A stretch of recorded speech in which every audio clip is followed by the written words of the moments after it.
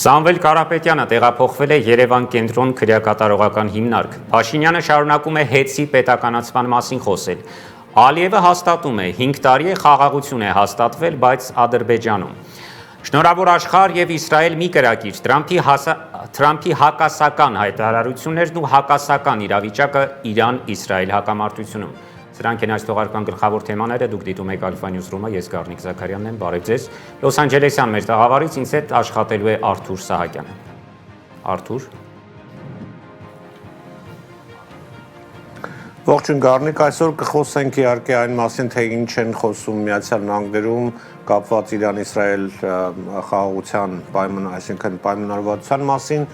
իսկ նաև կներկայացնենք հայ համայնքից տեղեկություններ ի հեճուկս աշխարհաքաղաքական վայրիվերումների հայ համայնքում ամեն ինչ մարզամշակութային է եւ Հոմենենտմենի Նավասարդյան 48-րդ խաղերի շրջանակներում այս անցած շաբաթ տեղի ունեցավ հրաշք մասնաճյուղի մրցումները, կներկայացնենք ռեպորտաժ։ Շնորհակալ եմ։ Գործարար բարերար Տաշիր գրուպի սեփականատեր Սամվել Կարապետյանին տեղափոխել են Հայաստանի Հանրապետության ազգային անվտանգության ծառայության շենքում գտնվող Երևան կենտրոն քրեակատարողական հիմնարկ, այս մասին տեղեկացրել է քրեակատարողական ծառայության մամուլի խոսնակը Նոննա Նավիկյանը։ Հարցին թե որն է տեղափոխության պատճառը, քրեակատարողական ծառայության մամուլի խոսնակն ասել է, որ պատճառը ծառայողական անհրաժեշտությունն է։ Հիշեցնեմ, որ հունիսի 18-ին Կարապետյանին մեղադրանք է առաջադրվել քրեական օրենսգրքի 422-րդ հոդվածի 2-րդ մասով, այն է իշխանությունը զավթելուն, տարածքային ամբողջականությունը խախտելուն, ինքնիշխանությունից հրաժարվելուն կամ սահմանադրական կարգը բռնի տապալելուն ուղղված ստեղծագործությունները կամ զանգվածային լրատվության միջոցները կամ տեղեկատվական կամ հաղորդակցման տեխնոլոգիաները օգտագործելը եւ հրապարակային կոչերը։ Սամվել Կարապետյանը կալանավորվել էր 2 ամսով։ Կարապետյանը շարունակում է գրեթե ամեն օր իր ուղերձները, որոնք տարածվում են, որոնք հրապարակում են նրա փաստաբանները։ Այսօր նույնպես հերթական հայտարարություն է տարածվել նրա անունից, որտեղ մասնավորապես ասված է. «Ինչ հաջողվեց ներկայ իշխանություններին։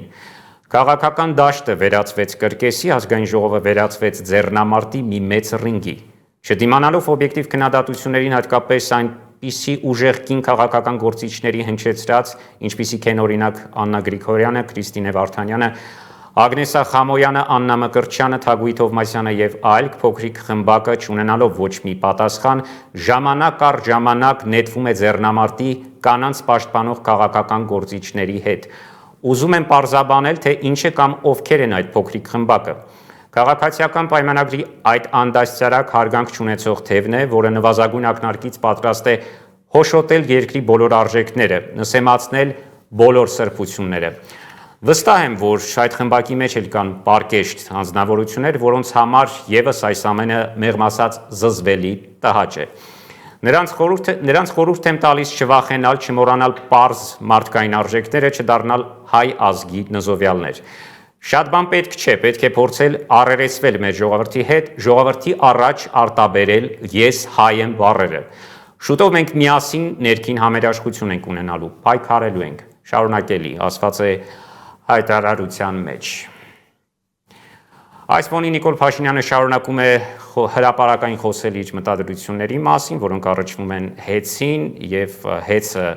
պետականացնելուն, նա հերթական անգամ հայտարարել է հեծը պետականացնելու ծրագրի մասին, դեռ ավելին ասել է, որ այդ ծրագիրը ամբողջությամբ պատրաստ է, մեջբերում եմ։ Հայաստանի էլեկտրական ցանցեր փակ բաժնետիրական ընկերության պետականացման պլանը պատրաստ է, շատ շուտով կմտնենք գործնական փուլ։ Պրոցեսները տեղի կունենան Հայաստանի Հանրապետության օրենսդրությանը համապատասխան։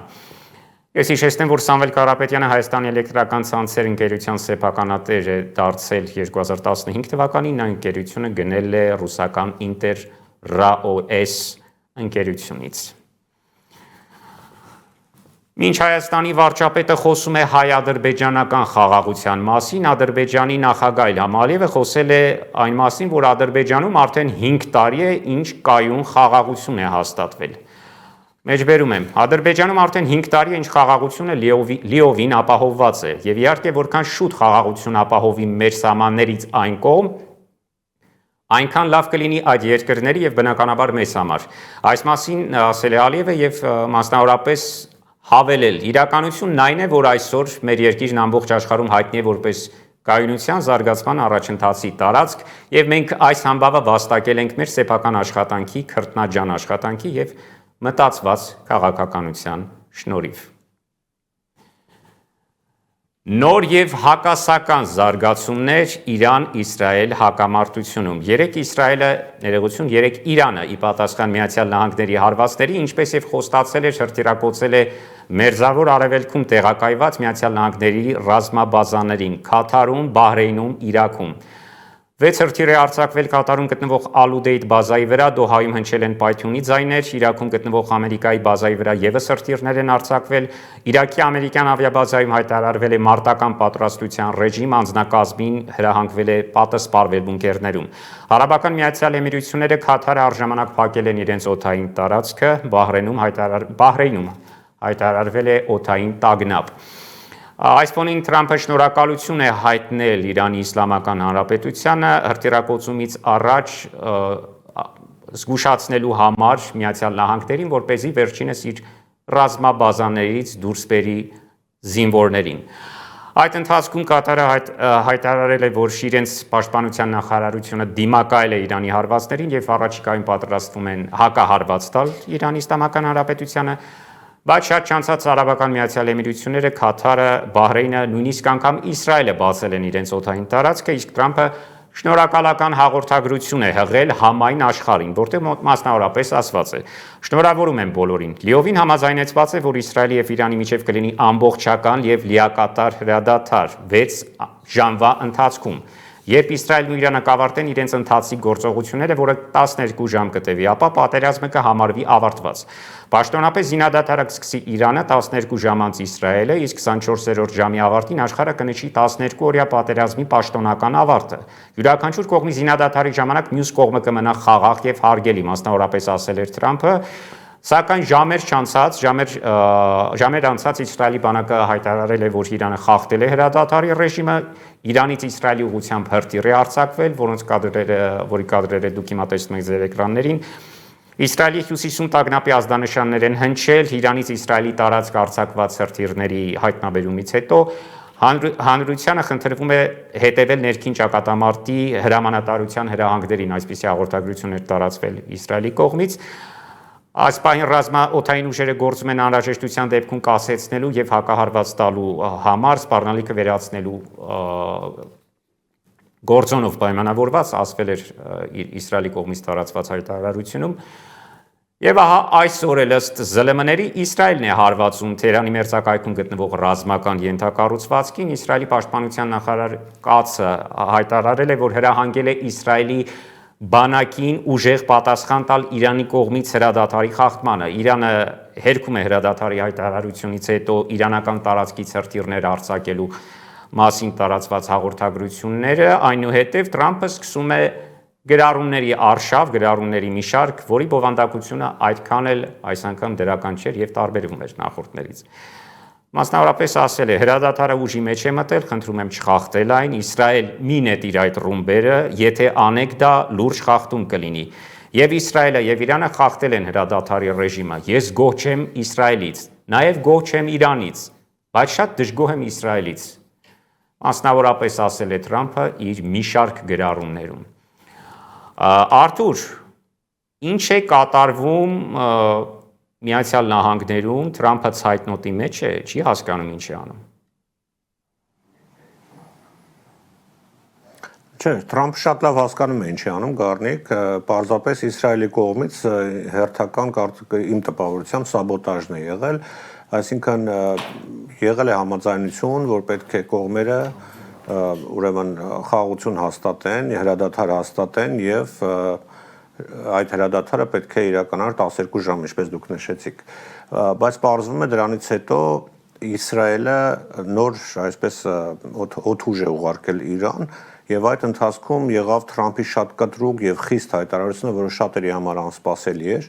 ավելի շատ քննադատելով, նույնիսկ կոպիտ խոսքեր ասելով Իսրայելի հանդեպ, ասելով, որ վերադարձրու ինքնաթիռները եւ այդ ինքնաթիռները իդեպ ասեմ վերադարձել են առանց որևիցե ուրեմն կրակոցների եւ այսօր այս պահի դրությամբ կատարյալ խաղաղություն է, այլ հարց է թե որքան այն կտևի, ըստ էության հրադադարը ուժի մեջ է մտել այս պահի դրությամբ, իսկ Թրամփի արածը ես կգնահատեի որպես շախմատային շատ խորը մտածված եւ խորը քայլ, որը եթե իհարկե հետաքրքիր կարող եմ ասել ինչու, Գառնիկ, որը վերջ է դնում, այսպես ասած 30-ամյա Նեթանյահուի կառավարության մեղադրանքներին Իրանի հանդեպ եւ ընդհանրապես այն վախերին, որ կան Իրանի միջուկային ծրագրի նկատմամբ։ Մենք տեսնում ենք, որ փաստորեն Միացյալ Նահանգների նախագահը առաջադրվել է որպես Նոբելյան մրցանակի դափնեկիր այս հակամարտության լուծման համար, բայց շուտ չէ հակամարտության լուծումը տոնելը։ Դες ասեմ նաև որ Իրանում են տոնում իրենց հաղթանակը։ Չնայած ուրեմն հրադադարի երկկողմանի հաղթմանը Իրանը տոնում է այսօր իր հաղթանակը։ Ժամեր առաջ մենք կարդացինք, որ Իրանի պետական հեռուստատեսությունից հաղորդագրություններ տարածվել, որ Իրանում պատրաստվում են տոնել իրենց հաղթանակը։ Այո, Գառնիկ ասեմ, որ բոլորն են, հենց դրա համար եմ ասում, որ շախմատային քայլեր, այնպիսի լուծում է առաջարկվել եւ կարծես թե կողմերը համաձայնվել են եւ այսօր այս պահի դրությամբ մենք ունենք հրադադար եւ հույս կա, որ այն կլինի մշտական, սա այն լուծումն է, որը բոլոր կողմերին բավարարում է, այսինքն մի կողմից տեսեք, Իրանը կարող է ասել, որ մեզ չկարողացան հաղթել, մենք շատ լուրջ պատասխան տվեցինք սիոնիստական ռեժիմին եւ այլն Միացյալ Նահանգները եւս մյուս կողմից Իսրայելը կարող է ասել, որ ես ոչնչացրեցի, մենք ոչնչացրեցինք Իրանի ռազմական օբյեկտները, այսինքն միջուկային օբյեկտները, մենք վերացրեցինք նրանց գիտնականներին, հետախուզության ծառայության, այսինքն երկու կողմերն էլ կարող են իրենց հայտարարել որպես հաղթողներ եւ հատկապես Միացյալ Նահանգները 30 տարի շարունակ Բիբի Նեթանյահուն Միացյալ Նահանգներին ներքաշել է տարբեր պատերազմների մեջ իր տեղեկություններով, որ օրինակ Իրաքը ունի, չգիտեմ, մասսայական զանգվածային ոչնչացման զենք, մենք պետք է գնանք եւ ռեժիմի փոփոխություն անենք։ Միացյալ Նահանգները ներքաշվել է այդ պատերազմի մեջ, եղել են կորուստներ, մարդկային եւ ֆինանսական, աշխարհը դրանից ավելի ապահով չի դարձել եւ ավելին terrorizmը ավելի է ծաղկել։ Նույնը Լիբիայում, նույնը մնացած տեղերում, այլ հարց է։ Հիմա Իսրայելի ներկա իշխանությունների Նեթանյահուի ռեժիմը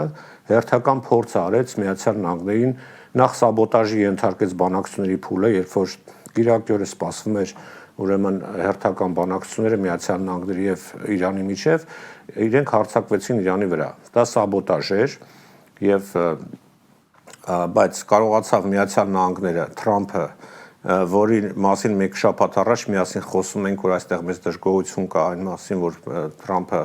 եթե ներգրավի պատերազմի մեջ, ապա իր օրակարգին դա վերջ է լինելու, նա շախմատային քայլ արեց։ Ինչ արեց։ 3 ինքնաթիռներ մտան Իրանի տարածք։ Ուրեմն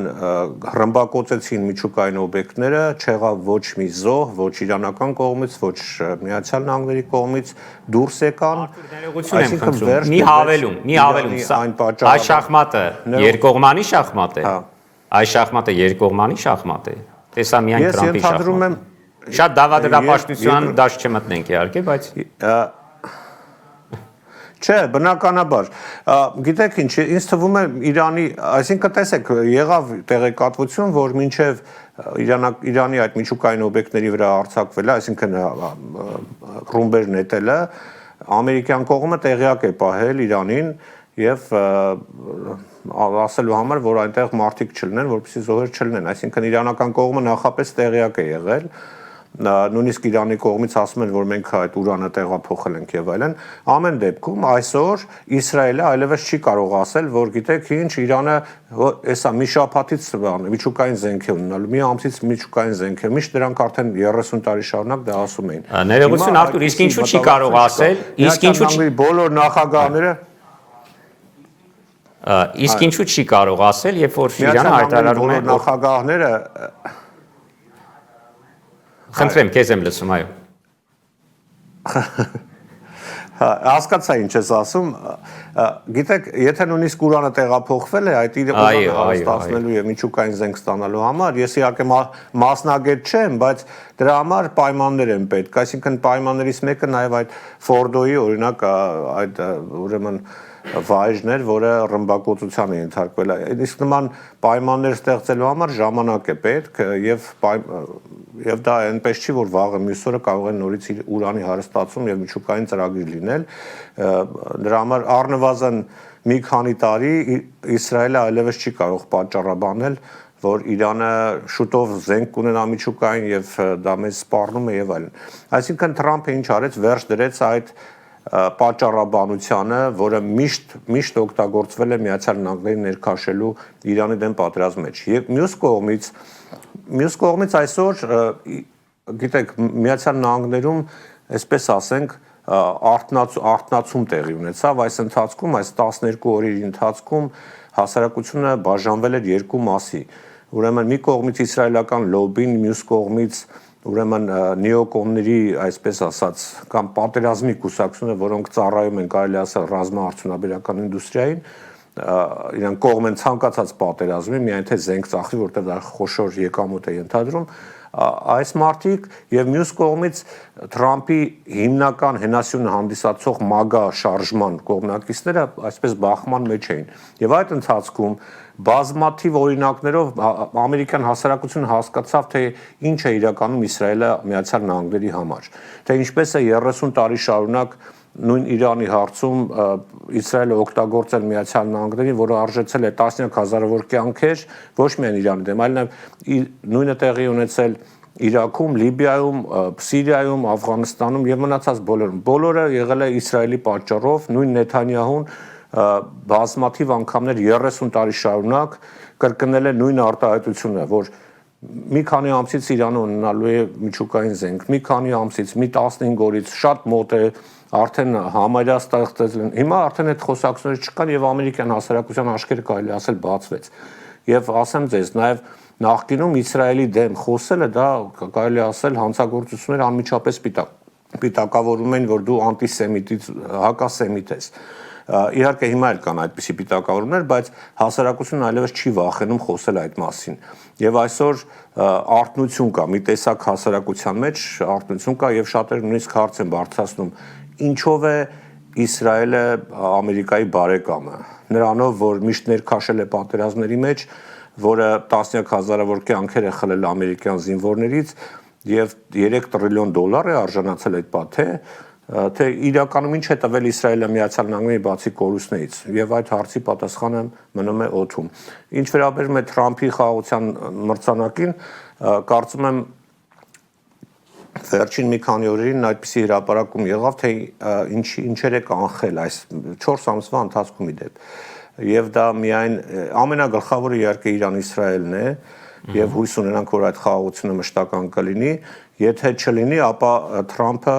լեգիտիմություն ունի այս պահի դրությամբ Իսրայելի վրա ճնշելու, որովհետև հիմնական մենք տեսնում ենք, որ հիմնական այսպես ասած հրահրողը այս պատերազմի Իսրայելն է եւ նրանց նպատակը իհարկե ոչ այնքան, այսինքն հիմնական նպատակը Իրանում ռեժիմի փոփոխություն իրականացնելն էր, որին համաձայն չէ Միացյալ Նահանգները եւ արդեն պարզ դարձավ, որ Միացյալ Նահանգները չի ներքաշվում այդ ռեժիմի փոփոխության ուրեմն քաղաքականության մեջ, եթե խնդիրը ուրեմն միջուկային զենքն էր, ապա այդ հարցը լուծված է։ Եվ այս բան, եթե Իսրայելը շարունակի այսպես ասենք սաբոտաժները, ապա մենք այսօր հասկացանք, որ Թրամփը շատ խիստ կարող է նույնիսկ սանկցիաներ կիրառել Իսրայելի հանդեպ։ Այսօրվա իր խոսքերից բոլորի համար շոկ էր, որովհետև բոլորը մտածում են, որ Թրամփը ուղղակի Իսրայելի ենթակա մի այդպես գործիչ է, իրականում այսօր շատ խիստ տոնով խոսեց Իսրայելի մասին եւ նույնիսկ ինքնաթիռները Թրամփի խոսքից հետո հետ վերադարձան Իսրայել, որոնք պատրաստվում էին հարձակվել Իրանի վրա։ Գիտեք, տարեկան 3 միլիարդ դոլար գումար է տալիս Միացյալ Նահանգները Իսրայելին, ռազմական օգնություն։ եւ դա միայն ռազմական եւ մի շարք այլ զինամթերքներ եւ այլն առանց Միացյալ Նահանգների Իրանը ներողություն Իսրայելը շատ հարցերում պարզապես թույլ է եւ չի կարող անել այն, ինչը այսօր այսպես հայտարարում է բարձրակոչ։ Այնպես որ հուսանք, որ այս խաղաղությունը հատկապես մեզ հայերս համար Գառնի գիտեք, ինչքան կարևոր է, որպեսզի տարածաշրջանում լինի խաղաղություն եւ Իրանը որպես բարեկամ եւ հարևան երկիր ցույց տվեց իր ուժը, հատկապես Ադրբեջանի համար եւ Թուրքիայի համար դա դաս է, որ տեսեք պատրաստ է Իրանը պաշտպանել իր շահերը։ Շնորհակալ եմ Արտուր, դեռ թեման քննարկելու եմ քեզ հետ մինչև թողարկման ավարտը, իսկ վարքյանները անց ինձ կմիանա քաղաքագետ Բենյամին Մատեոսյանը։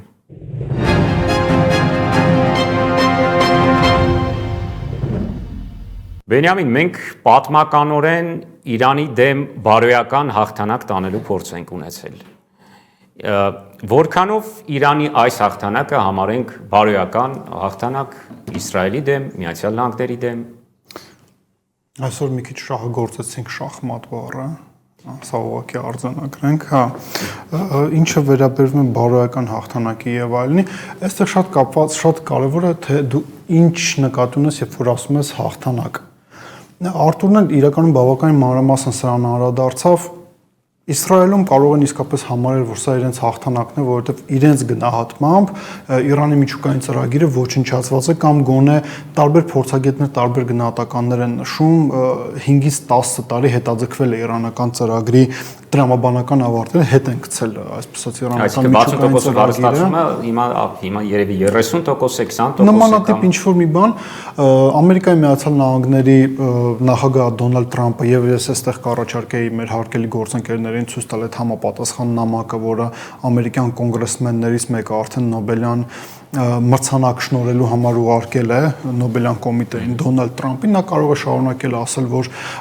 ես այն եզակի քաղաքական գործիչներից մեկն եմ, այն եզակի առաջնորդներից մեկն եմ, որը կարողացավ կանխել Իրանի եւ Իսրայելի միջև պատերազմը, Պակիստանի եւ Հնդկաստանի միջև պատերազմը, իսկ Իրանի մեր հարգարժան գործընկերները կարող են ասել հետեւյալը, չգիտեմ, որ օրինակ մենք Թել Ավիվը վերածեցինք նոր Գազայի, այսինքն ինչպես իրենք Գազային ռմբակոծում, այնպես էլ մենք Թել Ավիվը ռմբակոծեցինք, տարբեր այլ գնահատականներ կարող են տալ, օրինակ, որ Իսրայելը եւ Ամերիկայի Միացյալ Նահանգները միավորվեցին, բայց Իրանի միջուկային ծրագիրը չոչնչացրեցին, սրան ես դեռ առանձին կանդրադառնամ, եւ ամենակարևորը քաղաքական ռեժիմի փոփոխություն տեղի չունեցավ։ Մի բան մենք իսկապես այստեղ կարող ենք արձանագրել, որ Այաթոլլայի ռեժիմը այս դեպքերից հետո միայն ուժեղացավ, որովհետեւ Իրանի սովորական ժողովուրդն էլ տեսավ, որ խնդիրը շատ դեպքերում ոչ թե հենց առանձին վերցած ռեժիմն է եւ իսրայելական եւ ամերիկյան, այսպես ասած, զինուժը, օդուժը, ինքը արդեն տարբերություն չի դնում, հա, դու չգիտեմ Այաթոլլայի կողմնակիցն ես, թե նրա անդիմադիրն ես եւ այդ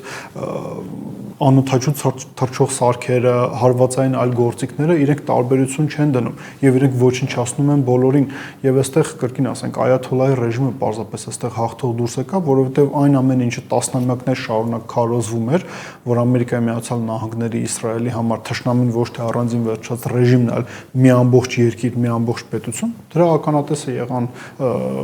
Իրանի մեր հարգարժան հարևանները եւ բարեկամները։ Ըստ քեզ Հայաստանի Հանրապետության իշխանությունները այս հակամարտության մեջ ում են սատարում, որ կողմին են սատարում, ոչ թե առերևույթ, այլ ում կողմի հաղթանակն են համարում կարևոր։ Կապված նրանից, թե Ամերիկայի Միացյալ Նահանգները ինչ դիրքորոշում ունեն, Թուրքիան նաև ինչ դիրքորոշում ունի այս պատերազմական գործողություններում, այդ դիրքորոշումն էլ ունի Նիկոլ Փաշինյանը։ Ես ուզում եմ մենք չմոռանանք շատ ֆունդամենտալ կարևոր մի երևույթ եւ ես հերթական անգամ ուզում եմ սրան ասեմ, Հայաստանում կա դիսկուրս հետեւյալի վերաբերյալ Նիկոլ Փաշինյանի հայտարարությունը պետք է լուրջ վերաբերվել, թե ոչ։ Կան մարդիկ, ովքեր ասում են, դե եկեք իր խոսույթը, չգիտեմ, օրակարգ չդարձնենք, չօգնենք իրեն օրակարգ դարձնել, չփորձենք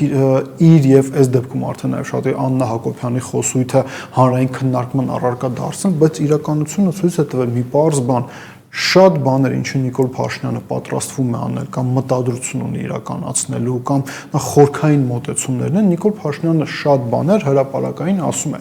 Երբ որ Փաշինյանը դեռևս 2018 թվականին ասում էր, որ ինչ-ինչ հանգամանքներից ելնելով աշխարհակաղակական իրավիճակի փոփոխությունից ելնելով Հայաստանի եւ Իրանի սահմանը կարող է փակվել, այս հարցը արդեն արանքից դուրս է գալիս, թե այս հակամարտության շրջանակներում Հայաստանի Հանրապետության իշխանությունները որ կողմի հաղթանակը կուզենային տեսնել եւ եւս մի կարեւոր հանգամանք երևի ամփոփելով, եթե մեր հարգարժան Արտուրն էլ ավելացնելու ինչ որ բան չունենա, թեպետ ոնց հասկանում եմ ունի, հիշենք մի կարևոր հանգամանք, որի մասին ասում էր Թուրքիայի նախագահ Ռեջեփ Տայիպ Էրդողանը, որ Զանգեզուրի միջանցքի նախագծի իրացման հարցում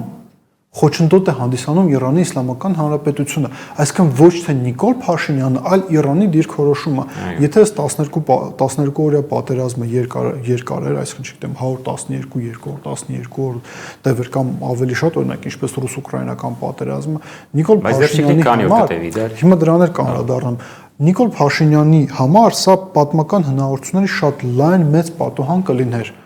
որ Սյունիքում անեին այն, ինչը Արցախում արեցին, այսինքն ինչ որ գործողություններ իրականացվեին, ավելի շուտ ես նույնիսկ այսպես ձևակերպեմ, հնարավորություն կլներ կրկնել նույնիսկ ոչ թե ինչ արեց Արցախում, այլ ինչ արեց Ջերմուկում,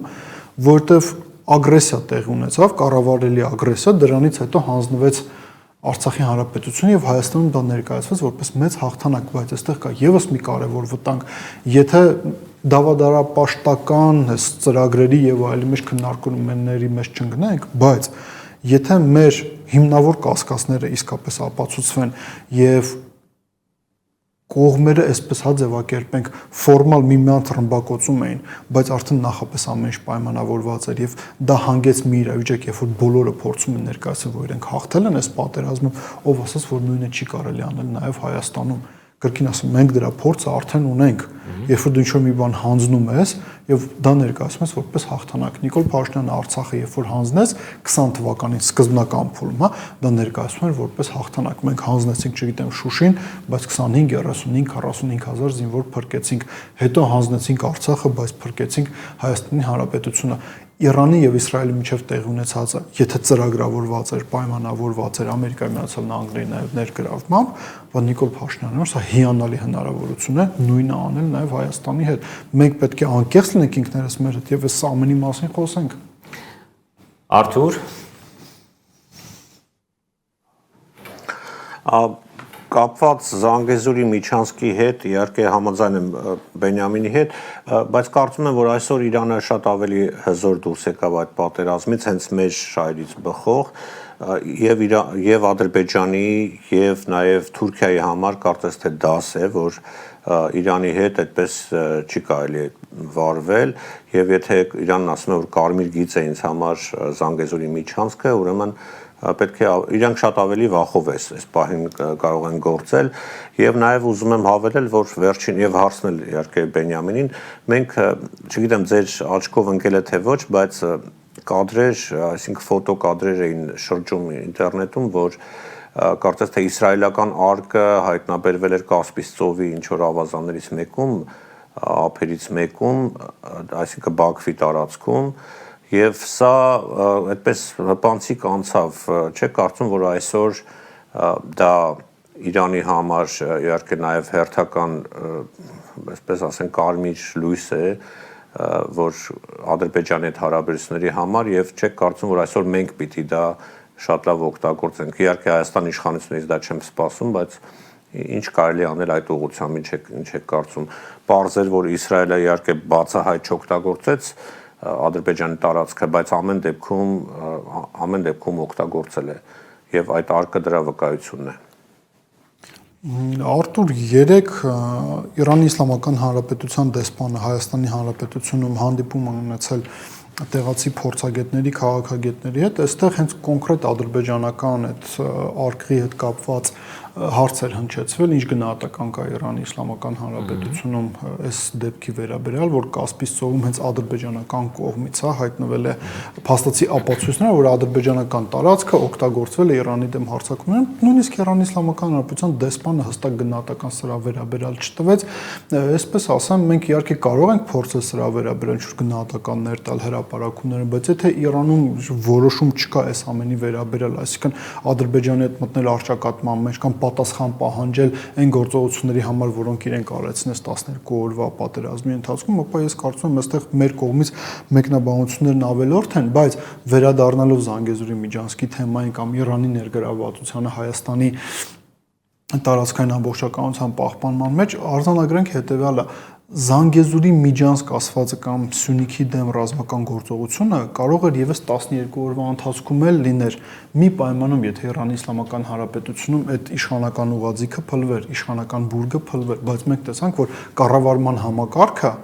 Այաթոլլայի կողմից հետ ձևավորված կառավարման համակարգը ինքը շարունակեց գործել։ Մենք ինչի ականատես եղանք այդ Մոսադի նաև գործողությունների արդյունքում մի քանի ժամ փաստացի Իրանում մի իրավիճակ էր, որ մենք տեսնում էինք Իսրայելի այդ օդուժը, զինվորները, այդ տարբեր հատուկ ծառայությունների աշխատակիցները գրեթե ինչ ասես, ինչ ուզում էին, իրենք ամեն ինչ էլ անում էին, բայց մոտավորապես 5-6 ժամ հետո համակարգը վերականգնվեց, Իրանը նույնիսկ սկսեց հարվածներ իրականացնել, այսինքն մեզ համար հենց դա էր փրկությունը, որպես պետություն, որ Իրանում իշխանական այդ ուղղաձիգ համակարգը չփլվեց, բայց արձանագրենք նաև հետևյալը ու գալով նաև իմ այսօրվա խոսքին, իմ այսօրվա ելույթին, մենք պետք է նշենք հետևյալը, այս պատերազմը Հայաստանի համար մի շարք ռիսկեր բացահայտեց։ Եվ եթե մենք չկարողանանք այդ ռիսկերը կառավարել, մենք ասելով ես նկատում եմ Հայաստանի Հանրություն, որովհետև դա մեզ համար է ռիսկ էր Նիկոլ Փաշինյանի համար, Իրանի եւ Իսրայելի միջև կատարվածը, դա փորձ է, որը միգուցե կարելի է կրկնել։ Հենց սրա մասն էլ ես կուզենայի մեր հարգելի հեռուստաիտողների հետ խոսել։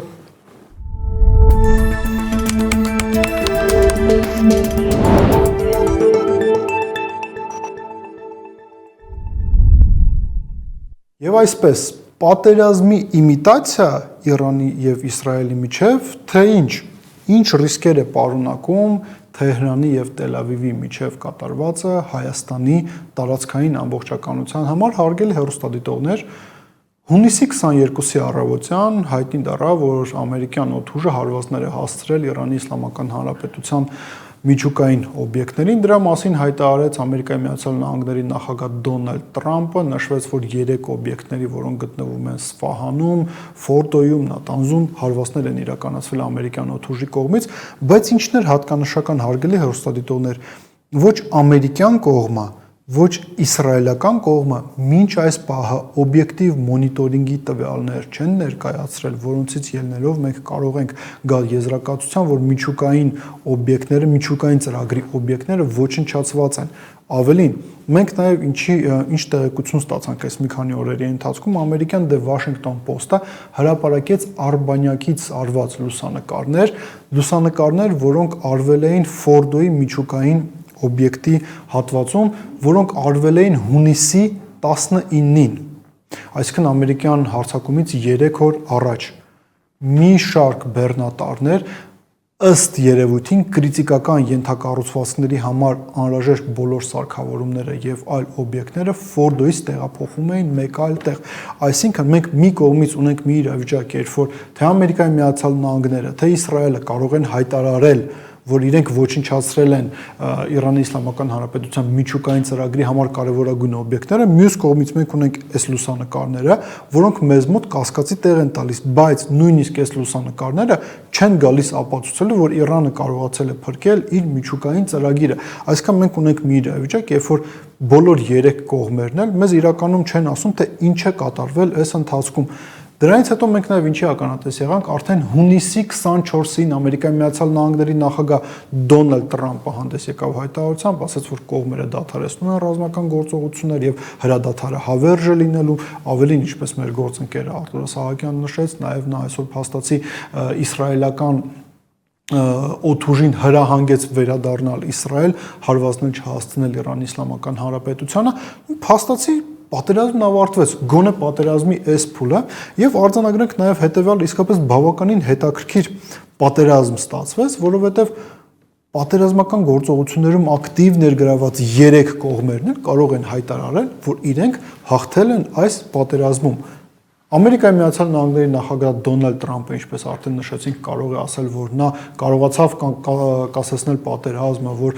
նա արժանի է Նոբելյան մրցանակի, ինչպես նաև ասացինք, արդեն կան նույնիսկ կոնգրեսականներ, որոնք համապատասխան նամակներ են ուղարկում Նոբելյան կոմիտե Դոնալդ Թրամփին այդ մրցանակը հանձնելու համար։ Իսրայելից կարող են հայտարարել, որ այս մի քանի օրերի ընթացքում իրենք ոչնչացրել են քրիտիկական ենթակառուցվածքները առաջին հերթին միջուկային ծրագրի, ինչպես նաև ռազմական պոտենցիալին Իրանի Իսլամական Հանրապետության շատ լուրջ հարված է հասցվել, իսկ Իրանի մեր բարեկամները, մեր հարևանները, մեր գործընկերները կարող են ասել հետևյալը, որ մենք տեսանք, որ միավորվեցին Իսրայելը եւ Ամերիկայի Միացյալ Նահանգները, բայց իրենք չկարողացան ոչնչացնել մեր միջուկային ծրագիրը, լսեք, դա ապացուցող փաստեր չկա, որ չի ոչնչացել, բայց չկան նաև փաստեր, որոնք խոսում են այն մասին, որ իսկապես ոչնչացվել է միջուկային ծրագիրը։ Մյուս կողմից այաթոլլան կարողացավ միավորել իր շուրջ իշխանական համակարգը, արձանագրվեց նաև այն, որ նույնիսկ երբ որ Թել Ավիվը եւ Վաշինգտոնը միավորվում են, ռեժիմի փոփոխություն Իրանում չեն կարողանում իրականացնել, դա որոշակի առումով իշխանությունը երկարաձգելու ակնհայտ լիմիտ է տալիս այաթոլլա Ալի Խամենեին, բայց արձանագրենք եւս մի կարևոր դրվագ, ինչի մասին քանիցս արդեն խոսել ենք, ելնելով Ամերիկայի Միացյալ Նահանգների տնտեսական խնդիրներից եւ MAGA ծրագրից, որը ենթադրում է Ամերիկայի Միացյալ Նահանգների տնտեսական ներուժի զարգացում, Ամերիկայի Միացյալ Նահանգները ունեն մեկ ռազմավարական խնդիր՝ զսպել Չինաստանի զարգացումը, այդ թվում նաև ֆիզիկապես արգելափակել Չինաստանի համար հնարավորությունները դուրս գալ համաշխարհային շուկաներ։ Դա իրականացնելու համար ամերիկացիները պետք է կենտրոնացնեն հնարավոր բոլոր ռեսուրսները մերձավոր արևելքից եւ Ուկրաինայից դուրս բերեն իրենց զորքերը եւ կենտրոնացնեն այդ ուժերը Չինաստանին զսպելու համար։ Եթե Դոնալդ Թրամփը կարողացավ պատմական այս փուլում ավարտին հասցնել մերձավոր արևելքում պոտենցիալ պատերազմի բռնկման այդ վտանգը, ինչպես նաև գոնե ֆորմալ առումով կարող են հայտարարել, որ Ամերիկայի Միացյալ Նահանգների թիվ 1 դաշնակից Իսրայելի անվտանգությունը ապահովված է, քանի որ ոչնչացված է Իրանի Իսլամական Հանրապետության միջուկային ծրագիրը, դա իրենց հնարավորություն է տալիս կենտրոնացնել իրենց բոլոր հնարավոր ռեսուրսները տնտեսականից մինչև ռազմական Չինաստանին զսպելու ուղղությամբ։ Բայց որտեղ է այս ամենում Հայաստանի Հանրապետությունը։ Հերթական անգամ պետք է արձանագրենք հետևյալը։ Նիկոլ Փաշինյանը իր աչքերի առաջ տեսավ օրինակ նրան, թե ինչպես կարող են խոշորագույն աշխարհաքաղաքական խաղացողները ներգրավել մի պատերազմական գործողություններում կամ պատերազմական գործողությունների իմիտացիայում, որի արդյունքում բոլոր կողմերն էլ կարող են հայտարարել, որ իրենք հաղթող դուրս եկան։ Հիմա պատկերացրեք մի իրավիճակ, Աստված մի արասա, երբ որ տարածաշրջանի այլ մայրաքաղաքները եւս ռմբակոծվում են, այդ ռմբակոծությունների շրջանակներում շարունակում են դիվանագիտական որոշակի գործընթացներ եւ վերջում եւ Ադրբեջանը եւ Հայաստանի իշխանությունները հայտարարում են, որ երկու կողմն էլ հաղթել են։ Ադրբեջանը կարող է ասել, որ ինքը ստացավ այն, ինչ ինքը ուզում էր, Նիկոլ Փաշինյանն էլ կհայտարարի, որ գնալով զիջումների նա կարողացավ պահպանել Հայաստանի տարածքային ամբողջականության գոնե ինչ որ մի հատված կամ միլիոնավոր կյանքեր փրկեց։ Հարգելի հեռուստադիտողներ, պետք է արձանագրել հետեւյալը։ Մենք ականատես ենք եղել մի քանի տարիների ընթացքում նրան, որ հենց այս սցենարով զարգացան իրադարձությունները Արցախի հանրապետությունում եւ ով ասաց, որ նույն սցենարը չի կարելի իրականացնել նաեւ Հայաստանի հանրապետությունում, առավել եւս երբ որ մենք տեսնում ենք, որ այնպիսի խոշոր խաղացողները, ինչպիսիք են Իրանի Իսլամական Հանրապետությունը, Իսրայելը եւ Ամերիկայի Միացյալ Նահանգները հենց այդ սցենարն էլ կյանքի են կոչում։ Մտածեք այդ մասին։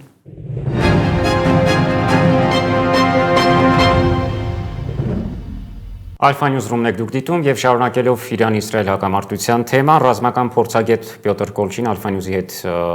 զրույցում մեկնաբանել է Դոնալդ Թրամփի կողմից Իրանի եւ Իսրայելի միջև հրադադարի հաստատման թեման։ Փորձագետի խոսքով դեռևս վաղ է խոսել կայուն խաղաղության մասին, ըստ Կոլչինի վերջին իրադարձությունները եւ լրատվամիջոցների տարածած հաղորդագրությունները ցույց են տալիս, որ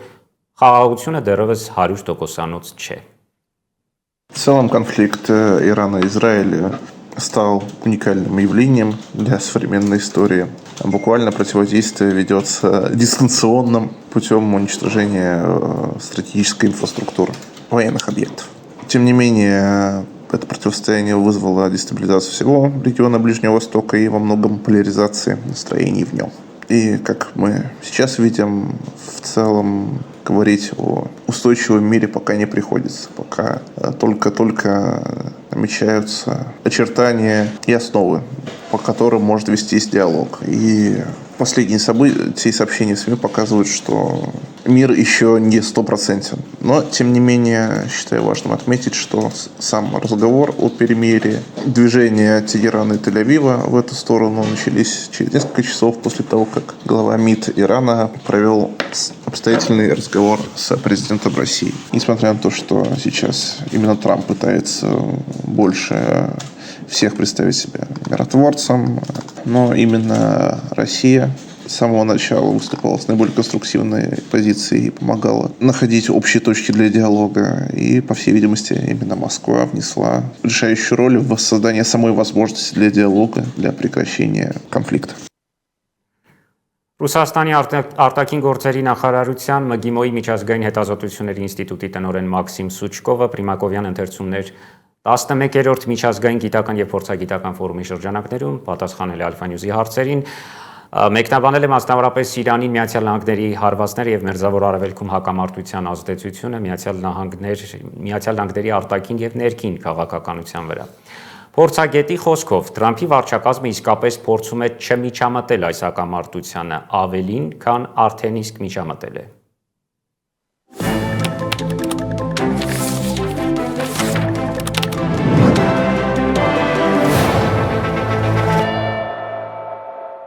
Мы увидели удар США по Ирану. Сейчас все в ожидании ответного хода Ирана. На ваш взгляд, насколько велика вероятность втягивания США в крупномасштабный конфликт на Ближнем Востоке? Хотя мы видим, что администрация Трампа как бы пытается ограничиться вот этим единственным ударом и надеяться, что этого не произойдет. Администрация Трампа действительно пытается не втянуться больше, чем они уже втянулись, хотя внутренние дискуссии, конечно, подвигли Трампа на вот это решение, которое было, может быть, не обязательным, но как бы, что случилось, то случилось. Я думаю, сейчас должно пройти некоторое время, пока иранцы оценят реальный масштаб урона, который американские бомбардировки нанесли. И если они в качестве такого ответного шага просто усилят бомбардировки Израиля, не вовлекая американские военные базы как бы в свой ответ, то, наверное, на каком-то этапе можем ожидать, что вот конфликт либо перейдет в вялотекущую стадию, либо вот на этот раунд выяснения отношений закончится. Если, конечно, Иран начнет отвечать по американским базам и провоцировать вовлечение Соединенных Штатов в дальнейший конфликт, то здесь уже могут быть разные траектории. Но да, Трамп, конечно, всячески пытается этого избежать, но внутри США растут напряжения, в том числе и внутри так называемой коалиции МАГА. Но ранее мы видели, что Иран осмелился на удары по американским базам в Ираке. Понятно, что это было сделано так, чтобы нанести минимальный урон и свести к минимуму возможность гибели американских военнослужащих. После вот этого удара, на ваш взгляд, Иран все-таки пойдет на более радикальные шаги или примерно ограничен вот предыдущими такими в прошлый год был инцидент, когда иранцы тоже отвечали на, собственно, атаки Израиля. И были, мы помним, действительно эпизоды по американским базам, когда Иран наносил удары. Эти удары проводились, в принципе, в такой манере, что не наносили большого урона. Заранее американцы предупреждали о них. И они скорее были ориентированы на спасение лица, просто потому что иранское руководство не могло не отвечать. Сейчас, повторюсь, мне кажется, вот ключевым моментом в решении Ирана будет, насколько тяжелые потери и урон американцы нанесли их ядерным объектам. Что для спасения лица наверняка должен быть какой-то ответ. Потому что, как бы внутри даже Ирана руководству не в очень хорошем свете выглядит, если не будет никоим образом отвечать. Вот. Но поэтому я допускаю, что ответ иранцев тоже может быть не сразу. Ну и, честно говоря, я думаю, что не так много возможностей, о которых даже публично говорят, есть. Потому что если у тех же израильтян есть возможность доставать и фактически уничтожать убивать ключевое звено военного руководства иранского, то у иранцев таких возможностей нет. Поэтому какие-то такие удары, которые могут наноситься, они, скорее всего, будут наноситься по территории Израиля. Мы видели, что еще до удара по Ирану внутри команды Трампа произошел конфликт, вот эту перепалку с Маском. Сейчас мы видим резкое недовольство других видных членов команды Трампа, ну, сторонников Трампа, особенно изоляционистов, вот втягиванием Трампа в этот конфликт на стороне Израиля. На ваш взгляд, насколько серьезен вот этот раскол в команде Трампа и как это может отразиться на шансах республиканцев на промежуточных выборах? Раскол действительно неприятный. Еще во время избирательной кампании были определенные дискуссии внутри коалиции протрамповской о том, что означает Америка прежде всего. Узкая трактовка этого говорила о том, что самое главное, чтобы в Огайо было много хороших там рабочих мест, в Небраске хорошие дороги, дешевый бензин. Вот. И все заморские авантюры, в них вовлекаться не стоит. Расширительная трактовка не говорила о том, что уклоняться от международных дел не нужно, но так или иначе любой международный кризис нужно использовать на пользу Соединенным Штатам. И вся тема, связанная с иранским кризисом, она фактически поставила ребром вопрос о том, что такое Америка прежде всего. Включает ли это, условно говоря, такого близкого союзника, как Израиль, или нет. И Трамп, собственно, показывает, что включает, но с определенными рамками. Проблема, мне кажется, в том, что когда ты вступаешь вот в этот альянс с Нетаньяху, на определенном этапе ты можешь и думаешь, что ты ведешь игру, не замечаешь, как Нетаньяху начинает играть тобой, условно говоря. Да? И если Трамп пытается как-то там играть в эскалацию, то Нетаньяху играть в эскалацию не собирается. У него очень все серьезно, есть цель, и он ее последовательно отрабатывает. Поэтому вот эти риски дальнейшего вовлечения, все, конечно, мы сейчас смотрим на ответные действия Ирана, но я бы не исключал, что гораздо больше риск для вовлечения США идет как раз со стороны Израиля, а не Ирана, потому что они-то, конечно, заинтересованы в том, чтобы американцев максимально затянуть, потому что в одиночку они Иран одолеть никак не смогут.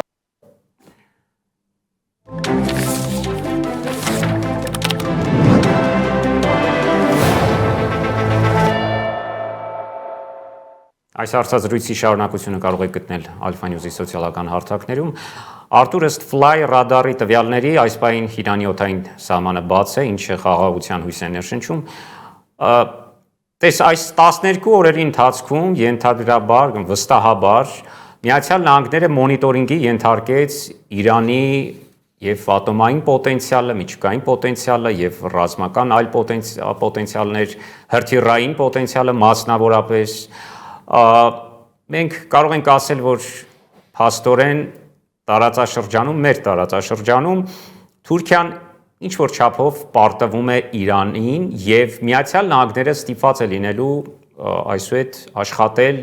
եւ հավասարեցնել այդ բալանսը Թուրքիա-Իրան ռազմական պոտենցիալի։ Ճիշտ եք ասում, Գառնիկ, Թուրքիան իմ կարծիքով ատամները սրած սպասում էր, թե երբ է Իրանում իշխանափոխություն լինելու կամ հեղաշրջում, երբ է քաոսի վերածվելու Իրանը այնպես ինչպես Սիրիան, սակայն դա չեղավ եւ դրա համար ես ասում եմ, որ այս պատերազմը 12 օրվա պատերազմը եւ հատկապես ավարտը հաղթանակ էր, ավելի ուժեղ դարձավ Իրանը, թեև եղան զոհեր, ավերածություններ, մարդիկ սպանվեցին, բայց ամեն դեպքում Իրանը հաղթանակած դուրս եկավ եւ Թուրքիայի ախորժակը կարելի ասել կիսատ մնաց։ Եթե հարցնեք, թե ովքեր են հաղթողները այս պատերազմի, Գառնիկ, ես դա եմ մտածում ամբողջ այս ընթացքում, երբ որ մեր ուրեմն ռուսաստանցի հարգարժան մեկնաբանները խոսում էին Ուրեմն ովքեր են հաղթողները, իմ տպավորությունն ասեմ, միգուցե դու չհամաձայնվես, իմ տպավորությամբ հաղթեցին նախ երկու երկրների ժողովուրդները, եւ Իրանի եւ Իսրայելի, որտեղ նրանց այդ պատերազմը պետք չէր եւ շատ լավ է, որ օդային տարածքները բացվել են, այսինքն կյանքը մտել է բնականon հուն։ Երկրորդ հաղթեց Իրանը, Իրանի իշխանությունը եւ հաղթեց Թրամփի իշխանությունը։ Ովքեր են պարտվողները, կարծում եմ պարտվեցին Նեթանյահուի վարչակազմը եւ նաեւ Ամերիկայի հրեական լոբին։ Եվ եթե մենք այսօր հետևենք, կտեսնենք, որ երկուսն էլ դժգոհ են։ Այսինքն եւ հրեական լոբին է դժգոհ այստեղ եւ military industrial complex, այսինքն ռազմաարդյունաբերական կոմպլեքսն է դժգոհ, իրենք ուզում էին ավելի գնալ Միացյալ Նահանգներ ներքաշել պատերազմի մեջ, Իրանի հերն անիծել, ջարդը փշրել եւ հասնել ուրեմն իշխանափոխության կամ ռեժիմի փոփոխության։ Դա տեղի չունեցավ, Միացյալ Նահանգների ժողովուրդը եւս հաղթեց, կարելի ասել, եւ պիտի հույս ունենանք, թե այն երկար կշարունակվի։ Ինչ վերաբերում է Միացյալ Նահանգները տեղեկություններ ստացան հետախուզական միջուկային ծրագրերի մասով, տեսեք, ընդամենը 2 ամիս առաջ Թուլսի Գեաբարդը, դրա մասին շատ ենք խոսել, որը ազգային հետախուզության ծառայության տնօրենն է, կոնգրեսում լսումների ժամանակ իրեն հարցեցին արդյոք Իրանը միջուկային ծրագրի, այսինքն մոտ է ունենալու միջուկային զենք, նա ասաց, որ ոչ, իրենց տեղեկություններով մոտ չեն, բայց դա չի նշանակում, որ իրենք չեն աշխատում այդ ուղղությամբ, Ուրանը կարծեմ, եթե չեմ սխալվում, ասաց, որ 60% արդեն հարստացմանն է հասել Իրանը, բայց որպեսզի ունենաս միջուկային զենք, պետք է լինի 90%, ես մասնագետ չեմ, իհարկե չեմ կարող ստուգել։ Այո, մասնագետներն այդպես են ասում։ Մտահոգությունը միշտ կար։ Բայց Իսրայելը միշտ փորձել է, այսպես ասենք, ներկայացնել, որ հենց հիմա քիչ անց 15 օրից, մի ամսից արդեն կլինի զենք, մենք կորած ենք, այսպես է փորձել ամերիկյան հասարակությանը ներքաշել այս բանավեճի մեջ եւ ամերիկյան իշխող օգտվելով իր լոբիզմ, ամենահզոր լոբիստական կառույցներ ունի այստեղ, ներքաշել Միացյալ Նահանգներին պատերազմի մեջ, ինչը այս անգամ նրան չհաջողվեց եւ փառք Աստծո, որ չհաջողվեց, որովհետեւ դա բերելու էր ոչ միայն կողմերի, այսպես ասած, վնասելու էր ոչ միայն Իրանին, Իսրայելին, Միացյալ Նահանգները, ամբողջ աշխարհին եւ ընդհանրապես տնտեսական հերթական ճգնաժամ, ել չեմ ասում Հայաստանի մասին, որը շատ մռայլ կանխատեսումներ կարծում եմ դուք եք լսել, թե ինչ կարող է լինել Հայաստանի համար։ Այնպես որ բոլորս կարելի ասել հաղթող ենք դուրս եկել եւ Թրամփը դրա համար բոլորին է շնորհավորում։ Ամենայն դեպս Արտուր, կարծում եմ ինձ հետ համաձայն կլինես, որ այստեղ Իրանի պարագայում հաղթանակը պետք է այն լինի, որ այդ պետությունը չկորցնի կամ չի կորցրել իր միջուկային արդյունաբերությունը։ Իսկ կորցրել է թե ոչ շատ դժվար է ասել եւ դավադրապաշտական ժանրից է, հիմա շատ վաղ է դրա մասին խոսելը։ Ես առաջարկում եմ այսքանով թեման ավարտենք եւ լսենք այն ինչի շուրջ դու պատրաստում ես հիմա խոսել այլ թեմայի։ Գառնիկ, բայց միջուկային ծրագրի մասին ասեմ, տեսեք, Թրամփի նախագահության, այսպես ասենք, ուրեմն թեզերից մեկն այն է, որ միջուկային նոր պետություններ չպետք է ունենան միջուկային զենք։ Հակառակը այն բոլոր պետությունները, ովքեր որ ունեն միջուկային զենք, դա ուրեմն Թրամփը առաջարկում է Ռուսաստան եւ Չինաստանին առաջին հերթին նստել սեղանի շուրջ եւ մտածել միջուկային սպառազինությունների կրճատման ուղղությամբ, ել չեմ խոսում, որ չպետք է ուրեմն հնարավորություն ստեղծել այլ պետություններին ունենալ միջուկային զենք։ Եթե Իրանն ունենում է, վաղը Թուրքիան կարող է ասել, ես էլ պետք է ունենամ, որովհետեւ ես էլ ես խաղացող եմ։ Ամեն դեպքում այսքանով իհարկե, ինչպես առաջարկեցիր, ամփոփենք թեման եւ անցնենք մեր համայնքին, որտեղ ի հեճուկս աշխարհի այսպես տարբեր բևեռներում վայրիվերումներին մեր համայնքում մարզամշակութային կյանքը եռում է հատկապես հունիս-հուլիս ամիսներին։ Մենք գիտենք, որ հոմենեցմենի խաղերն են նախատեսված, հուլիսի 3-ից 6-ը Նավասարդյան խաղերը 48-րդ եւ Alpha News-ը հովանավորն է ինֆորմացիոն այդ խաղերի, իսկ անցյալ կիրակի տեղի ունեցավ հրաշք մասնաճյուղի մրցույթները, ասեմ, որ հրաշք մասնաճյուղը դա 5-ից մինչև 55 տարեկան անձանց մասին է, որոնք ունեն հատուկ ուրեմն օգնության կարիք, հաշմանդամություն եւ այլն։ Մենք մեր նկարանող խումբը եղավ այդ դահլիճում, որտեղ ուրեմն նախ այսպես բացման միջոցառում էր, մասնակից էին մի շարք պաշտոնյաներ, Գլենդելի, Լոս Անջելեսի քաղաքային իշխանություններից, հովանավորներ եւ նաեւ իհարկե մասնակիցներ, ունենք տեսանյութ, առաջարկում եմ դիտել եւ ձեզ հրաժեշտ եմ տալիս։ Մեր Լոս Անջելեսյան տաղավարից ինձ հետ աշխատեց Արտուր Սահակյանը, Երևանյան տաղավարից Բենյամին Մաթևոսյանը, ես Գառնիկ Զաքարյանն եմ։ Իսկ դուք շարունակեք հետևել համահայկական զարկերակին, համահայկական լրատվական ցանցի միջոցով։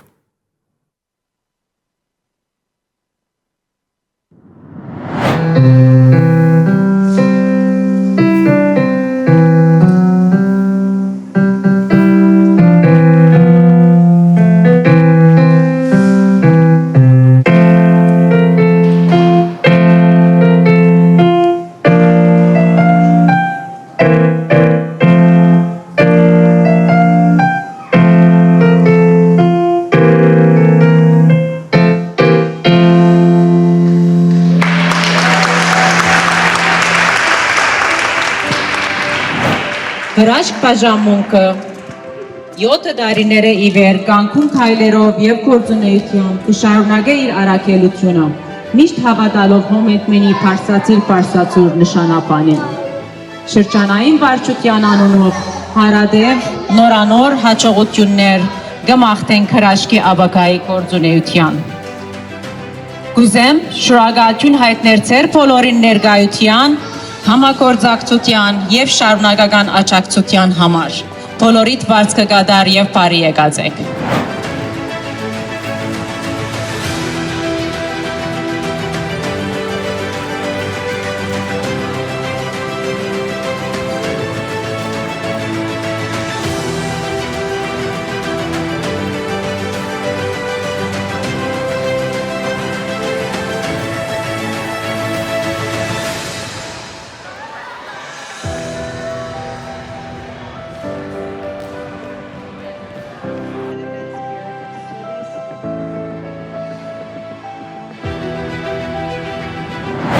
disability ունեցող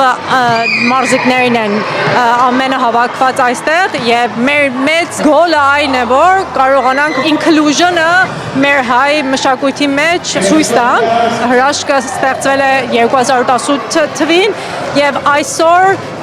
շատ մեծ growth ունենք 67 հատ active մարզիկներ 5 տարեկանից մինչև 55 տարեկան եւ ունենք հավելյալ 125 coach volunteer-ներ որ առանց այդ volunteer coach-երի այս program չէին կարող ունենալ. Every athlete has their individual coach. Right there today, we actually have a skill assessment where they actually find out what performance-based they are. So what level of expertise they have in each area. We have passing, dribbling, and we have shooting. And they get a first place, a second place, a third place, and a participation medal for joining us today. So very proud of everything. Our coaches are amazing, like I said before. And it's been a pleasure to work with everybody at Harash. Ես որպես հրաշքի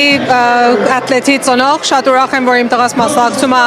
այս հրաշ ծրագրի մեջ, որովհետև շատ առաջադիմություններ ունեցել թե որպես ընկերական մթնոլորտում որ ինքը կարողանում է ընկերություն ստեղծի իր համար, որ շատ դժվար խնդիր է աուտիզմ ունեցող երեխեքի մոտ եւ երկրորդը այդ որ ինքը կարողացավ վերջապես մասնակից լինի Արարատ հրաշքի մեծ խմբին եւ շատ ուրախ ենք հոմենետնի մաս կկազմի հրաշքը եւ մենք շատ ուրախ ենք որ մեր երեխաներն էլ ընդառաջել են եւ ընդունել են որպես մի chapter այս ծրագրի մեջ ինքը շատ ուրախ է որ գալիս է շատ ուրախ է որ տեսնում է իր ընկերներին իր քոչերին ինչպես շատ one on one այսինքն մեկ առ մեկ մոտեցումով իրան օգնում են եւ ինքը ամեն կիրակի օր շատ ուրախ ձևի հաճախում է այս practice-ներին Այս իմ գորն է, ես գորի մորքուրն եմ եւ մենք շատ ուրախ ենք եւ գոհ ենք որ մենք կարողանում ենք մասնակցել Commonwealth-ի այս հրաշքի խմբային խաղերում շատ քիչ sense խմբային բաներ կա մեր հրաշք երեխեքի համար եւ մենք շատ ուրախ ենք որ կա այս ձևի բան որ մենք մասնակցենք ինձ ձևի սաղովի ընտանիքի պես ենք զգում ստեղ ու կարողանանք միշտ sense իրար հետ գանք ու կարողանանք միշտ sense մեր երեխեքի համար ուրախացնենք ու բան չէ մի հատ հայ ասա Hi Անունս Հերա Նազարյան է աղջիկն ունիմ 13 տարեկան Էմա and հրաշքը շատ կսիրենք որովհետև community հետ լավ է որովհետև ամեն մարդ իրարու հետ կան and it feels safe here and very inclusive Հրաշքը շատ կարևոր է իմ տղայիս համար որովհետև երբ որ Ալթադինայում կրակները եղավ մենք մեր տունը որ կորցրեցինք հրաշքը տղայիս ցույց տվեց որ ամենօրյա ամեն շաբաթվա ռեժիմը չփոխվի որ ինքը օտիզմ ունի եւ այդ օտիզմից ռեժիմն է կարևորը որ ռեժիմից չընկնի որ կարողանա իրեն առաջ տանել Այսպիսի հավաքույթներ շատ կարևոր են որովհետեւ մանավանդ եթե մենք ուզում ենք հզոր համայնք ունենանք եւ մանավանդ մենք կառավարական պաշտոնների մեջ միշտ պետք է նայենք, տեսնենք որ դրանք են մեր ամենա օգնություն պետք ունեցող տեղերը, կազմերը, որ մեր ընդհանուր համայնքի կազմը ուժեղ պահենք։ Եթե մեր մեջի անդամները, որ ամենաշատ օգնությունը պետք ունեն, օգնություն չտանք, այդ նշան է, որ մենք թույլ համայնք ենք։ Դրա համար շատ կարևոր է, որ այդ տեղերը, այդ շրջանները մեր համայնքի մեջ, մեր համայնքի շղթայի մեջ, այդ մասերը, որ թույլություններն են, միշտ կամուրացնենք եւ զորացնենք եւ այս մի ձև է, որ մեր համայնքը ուժեղացնում ենք։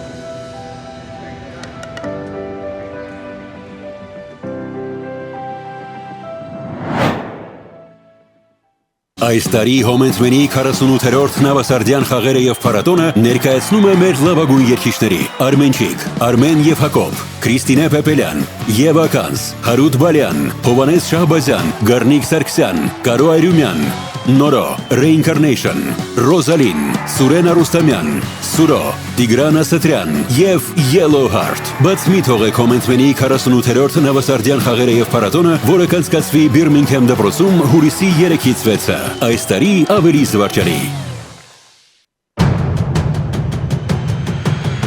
Բարի երեկո, ուղիղ Դուք դիտում եք Alpha News-ը։ Այսուհետ Alpha News հեռուստաալիքը հասանելի է Ovio ցանցի 50-րդ կոճակի տակ։ Alpha News-ը մեկնարկում է իր հեռուստատեսային ուղին, առաջարկելով բազմաբովանդակ կոնտենտ տարբեր տարիքային խմբերի եւ նախասիրությունների հեռուստադիտողների համար։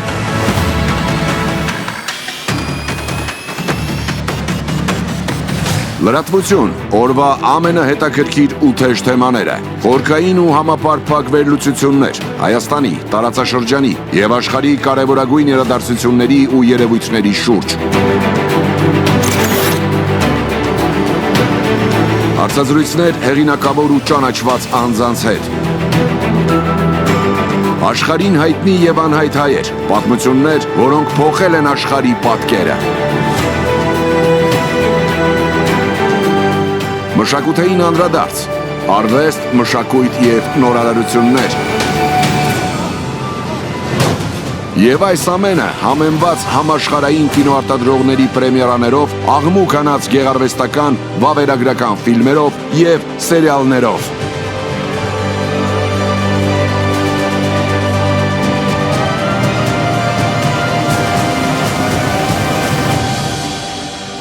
Alpha News 50-ը Ovio-ի ցանցում։